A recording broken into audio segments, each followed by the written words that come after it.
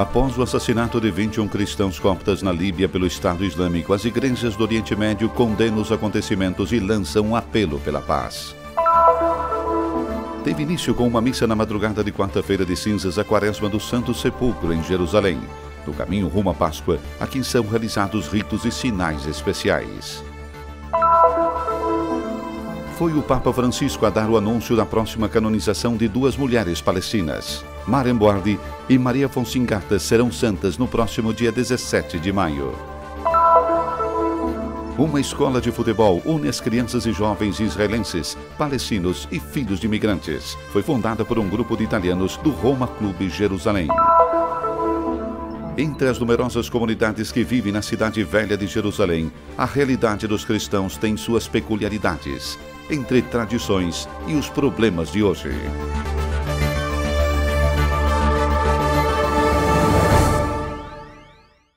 No último domingo, 15 de fevereiro, um vídeo foi divulgado em todo o mundo. O auto-intitulado Estado Islâmico decapitou 21 egípcios cristãos coptas sequestrados na Líbia. A maioria eram migrantes de um vilarejo pobre do Egito, que se transferiram para a Líbia em busca de novas oportunidades, apesar dos alertas do governo para que não se desloquem a dos países mais perigosos da região. Uma ação que provocou reação em todo o mundo, sejam de autoridades civis como religiosas. O Conselho das Igrejas do Oriente Médio condenou a atitude num comunicado redigido em árabe, chamando de fanatismo. Com profunda dor, recebemos a notícia deste crime brutal que os terroristas cegos pelo fundamentalismo e guiados pela ignorância cometeram, assassinando na Líbia os cristãos coptas. Em Israel e nos territórios palestinos, cristãos das diversas denominações rezaram pelas vítimas e por suas famílias num pedido de paz. Em Belém, na Praça da Manjedoura, autoridades civis e religiosas manifestaram seu pesar pelo fato ocorrido. Siamo qui radunati nella piazza. Estamos reunidos aqui na Praça de Belém, cristãos e muçulmanos, para dizer que somos contra tudo aquilo que está acontecendo no mundo árabe. A vida é um dom do Senhor, ninguém tem o direito de tirá-la. Un dono del Signore, nessuno ha il diritto di togliere la vita. Em Jerusalém, no Patriarcado Copta, uma missa foi celebrada. Estiveram presentes inúmeros líderes religiosos, uma igreja de luto, mas que fez a opção de rezar por suas vítimas. O arcebispo da Igreja Copta em Jerusalém, Aná Abraham, recebeu as condolências de todos os presentes. Nós consideramos que a agressão contra qualquer pessoa é uma agressão contra a humanidade, principalmente contra os inocentes. Somos uma igreja de mártires, de martírio desde os primeiros séculos. Este evento não nos causa medo, nos faz mais fortes, resistentes e mais fortes na fé.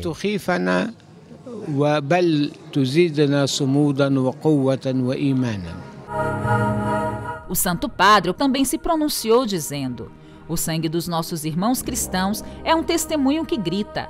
Pouco importa que sejam católicos, ortodoxos, luteranos e cóptas. São cristãos e o sangue é o mesmo, o sangue que confessa Cristo.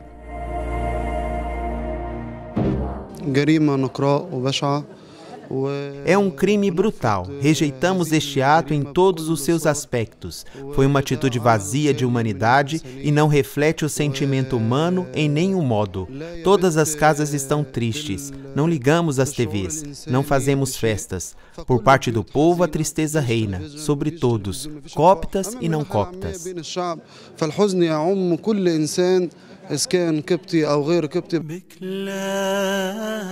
Os coptas são os descendentes dos antigos egípcios que se converteram ao cristianismo no século I, sendo assim a primeira igreja cristã estabelecida no continente africano. 90% dos cristãos coptas pertencem à Igreja Ortodoxa Copta de Alexandria, que nasceu no próprio Egito. A Igreja Copta Ortodoxa está presente na Terra Santa com uma pequena comunidade. Eles possuem uma capela atrás da edícula do Santo Sepulcro, onde celebram ali sua liturgia, uma presença na Terra Santa desde o IV século.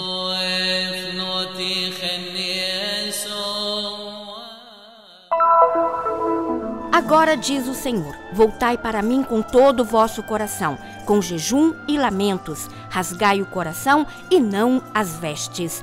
Com essas palavras do profeta Joel, a liturgia nos introduz na quarta-feira de cinzas, na quaresma, indicando, na conversão do coração, a característica deste tempo de graça. Em Jerusalém, a primeira celebração desta quarta-feira tem lugar precisamente na edícula do Santo Sepulcro, com uma missa celebrada às 6h30 da manhã pela comunidade franciscana, uma celebração participada por fiéis locais e peregrinos. No Evangelho segundo São Mateus, Jesus refere-se a 3 práticas fundamentais previstas pela lei de Moisés: a esmola, a oração e o jejum. São também indicações tradicionais do caminho quaresmal para responder ao convite para um retorno a Deus com todo o coração. Fazer a quaresma, iniciá-la precisamente diante da edícula do Santo Sepulcro, tem um significado profundo, porque esse gesto nos leva diretamente para a luz da Páscoa, e este é o sentido profundo da celebração. A Basílica do Santo Sepulcro tem uma liturgia especial com uma longa preparação para a Páscoa que não acontece em nenhum outro lugar do mundo. Além dos ritos que se realizam todos os dias, no sábado e no domingo, acontecem celebrações especiais. Na tarde de sábado se realiza a entrada solene do Patriarca de Jerusalém com a procissão solene. À noite, o custódio celebra o ofício das leituras com a procissão com o livro do Evangelho ao redor do Santo Sepulcro, com a leitura do Evangelho da Ressurreição. Isso é uma coisa interessante, porque durante a quaresma, somente aqui no Santo Sepulcro, se proclama o Evangelho da Ressurreição. E girando ao redor da edícula se canta o Aleluia. Parece uma coisa estranha, mas aqui no sepulcro faz sentido. É estranho, sembra, mas aqui no sepulcro há um senso. Na mensagem para a Quaresma de 2015, o Papa Francisco diz que este é um tempo de renovação para a Igreja, para as comunidades e os fiéis individualmente. Acima de tudo, porém, é um tempo de graça e chama atenção para o risco de dimensões globais, a globalização da indiferença, a indiferença para com o próximo e para com Deus, escreve o Papa. É uma tentação também para nós cristãos. Sanctitatem vestram supplico, ut in sanctorum catalogum proxime refere velit, Beatas Ioannam Emiliam de Villeneuve, Mariam a Iesu crucifixo Bauardi, et Mariam Alfonsinam Danilgatas. Serão santas no próximo dia 17 de maio as beatas Irmã Maria de Jesus Crucificado, Mariam, e Irmã Maria Fonsina. A dar a notícia da canonização das duas religiosas palestinas foi o próprio Papa Francisco durante o último consistório de cardeais, dia 14 de fevereiro. No momento do anúncio em Roma, estava presente também o bispo da Diocese de Jerusalém, o patriarca latino Fuad Dual. Essa terra santa que sofre muito e que faz sofrer muito, onde há tantos militares, onde há ocupação, guerra e violência, dá 2 exemplos de santidade. E essa deve ser a vocação desta terra, que esperamos poder seguir. Questa deve essere la vocazione di questa terra, e speriamo poter seguire. Ambas vieram na segunda metade do século XIX. Mariam Bauardi e Maria Fonsingatas nasceram, a primeira na Galileia, a segunda em Jerusalém. Maria Fonsin é fundadora da Congregação Feminina do Santíssimo Rosário de Jerusalém, enquanto a beata Mariam deu vida em Belém ao primeiro Carmelo na Palestina. Um compromisso seu que deu frutos em todo o mundo. Carmelo che adesso per il momento ha una dimensione mondiale, perché le moniali che stanno nel Carmelo di Betlemme. O Carmelo hoje tem uma dimensão mundial porque as monjas que estão no Carmelo de Belém provêm da Polônia, da África, da França, de todo o mundo, da América Latina, enquanto as irmãs do Rosário estão agora em todo o mundo árabe, muçulmano, também no Golfo. Elas têm o carisma da educação, especialmente a educação das meninas, e elas fazem um trabalho maravilhoso. Le ragazze fanno un lavoro bellissimo. O exemplo das duas mulheres palestinas que serão canonizadas precisamente no ano da vida consagrada se espera possa animar o testemunho dos cristãos da Terra Santa do século XXI. Hanno sofferto ambidue. Ambas sofreram muito. Sua humildade, obediência e também sofrimento apontam diretamente à santidade, que veio mais tarde, também com os 2 milagres. Por isso damos graças ao Senhor. Esperamos que seja um exemplo a seguir, com obediência, com humildade, com aceitação da cruz. Temos agora 2 árabes palestinas santas, que intercedem pela paz na Terra Santa.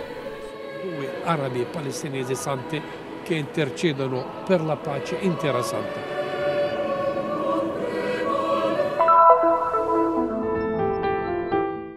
Um chute e uma bola, uma camisa vermelha e amarela, um mosaico de línguas e cores. Essa é a Escola de Futebol Roma Clube Jerusalém, uma realidade hoje sólida e que cria diariamente pontes entre as 90 crianças e adolescentes que se reúnem a cada semana para treinamentos e jogos. Desde 2008 abrimos uma escola de futebol para crianças. Temos jovens israelenses, temos jovens italianos, temos jovens árabes, palestinos, temos jovens drusos, árabes cristãos, etíopes, que jogam futebol juntos, independentemente da crença. Nosso slogan é Esportes Sem Fronteiras e faz com que todos joguem, se concentrem no jogo e não em outras coisas. É certamente uma mensagem importante que se pode levar avante. Os meninos, que variam de 6 a 15 anos de idade, são provenientes dos bairros mais diversos de Jerusalém e se reúnem para falar a língua comum da bola, longe do clamor e das brigas do futebol que muitas vezes a mídia nos conta nessa pequena realidade, que é um exemplo de diálogo. O esporte deve aproximar as pessoas, não distanciá-las. E isso foi o que aconteceu na nossa escola de futebol. Esses meninos se encontram para jogar, divertindo-se juntos. Se conhecem e aprendem a conhecer os verdadeiros valores do esporte. Poder confrontar-se, o respeito pelo próximo, o respeito pelo diverso e, ao mesmo tempo, dar um futuro melhor nessa terra tão atribulada. Futuro melhore em questa terra così tribolata. Eles jogam muito bem juntos, são amigos. Depois da partida eu os vejo jogar juntos, assistir filmes juntos. Essa é a visão em que eu realmente acredito. Em Jerusalém, em particular, jogar sem se preocupar da nacionalidade, do credo, jogar futebol juntos. Devemos fazer a diferença. As atividades nascidas da ideia de um grupo de hebreus italianos que vivem em Jerusalém envolvem grandes e pequenos, do futebol de sofá ao futebol jogado. Io la partita me la vedo a casa. C'è una squadra. Eu vejo o jogo em casa. Há um time misto de crianças palestinas e israelenses. Esse poderia ser um motivo para começar a colaborar. Um motivo per cominciare a collaborare. Abrir o esporte a todos. O Roma Clube Jerusalém é aberto a todos. Uma vez, me lembro de um torneio em Tel Aviv, onde havia um jogador árabe muito bom, um garoto fantástico. Jogava futebol magnificamente. Eu jogo na defesa e eu gosto de jogar aqui, porque não há racismo e é um bom clube.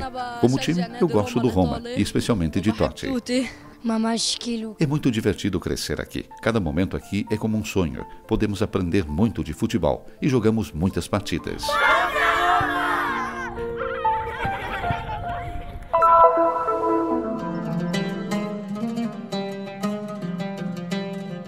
A chamada Cidade Antiga de Jerusalém é uma área em forma retangular rodeada por uma muralha construída no ano de 1538 pelo sultão otomano Solimão. 8 portões permitem o acesso à Cidade Antiga. Ela é o centro histórico de Jerusalém e nela se concentram os principais locais sagrados. O mercado árabe, com suas cores e diversidade, atrai peregrinos e turistas e faz com que o local fique ainda mais famoso. Porém, a Cidade Velha tem uma face talvez desconhecida por muitos. Nas vielas estreitas e mais escondidas encontram-se os moradores da cidade antiga. Eles têm uma vida própria, escola, mercado, comidas típicas, como é o caso deste restaurante onde se pode encontrar o tradicional falafel, uma iguaria muito popular e de baixo custo, mas com um sabor típico do Oriente. Uma das características dos chamados quarteirões da Cidade Velha é a identidade de fé. As cruzes nas portas indicam com clareza onde estamos, no quarteirão cristão. Por todos os lugares vemos sinais da presença cristã, sejam nas praças, nas casas, nas paredes, mas o dia a dia acontece como em um bairro comum. Crianças brincando, correndo de um lado para o outro, pessoas que se encontram e se conhecem, pois este bairro é pequeno, assim como a porcentagem de cristãos na Terra Santa. As casas são aglomeradas e de pequena medida. Vamos agora até a casa da família Nuesser, que que nos recebeu de forma muito acolhedora na pequena casa, um pouco maior que 80 metros quadrados. Aqui vive esta família de 8 pessoas. Eles nos contam um pouco do dia a dia dentro das muralhas. Primeiro de tudo, vivemos nesse quarteirão como se fôssemos uma família unida, muito próximos, amigos. Crescemos juntos, não existem muros entre nós. Aqui na Cidade Velha, depois das 6 da tarde, tudo é fechado, não tem movimento.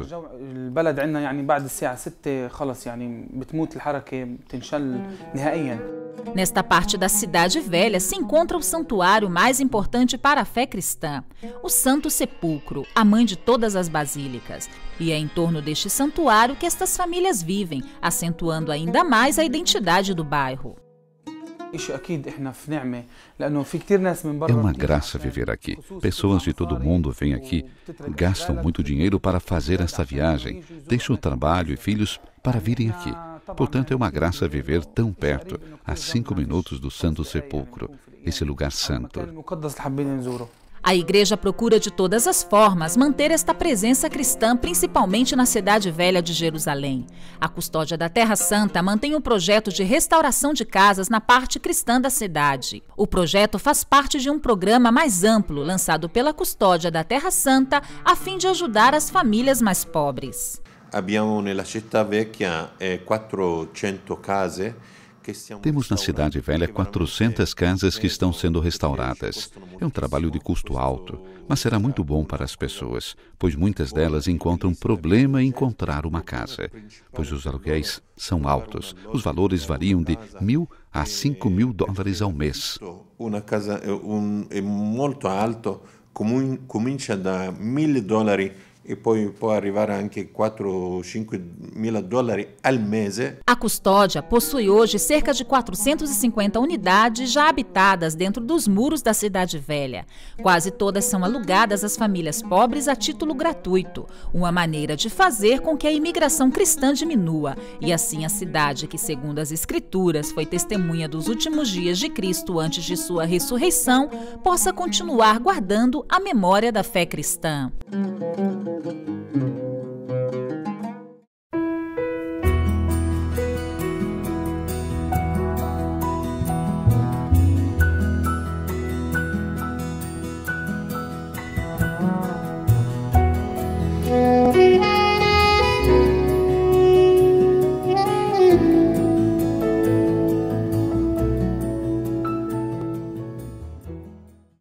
We are here to tell you about the Holy Land, to raise awareness and visibility of the Mother Church of Jerusalem, local Christians, and holy places. We are here to tell so many forgotten stories of daily efforts, courage, and faith. We are here to promote hope in the land of God. Support those who give a voice to custody of the Holy Land's work.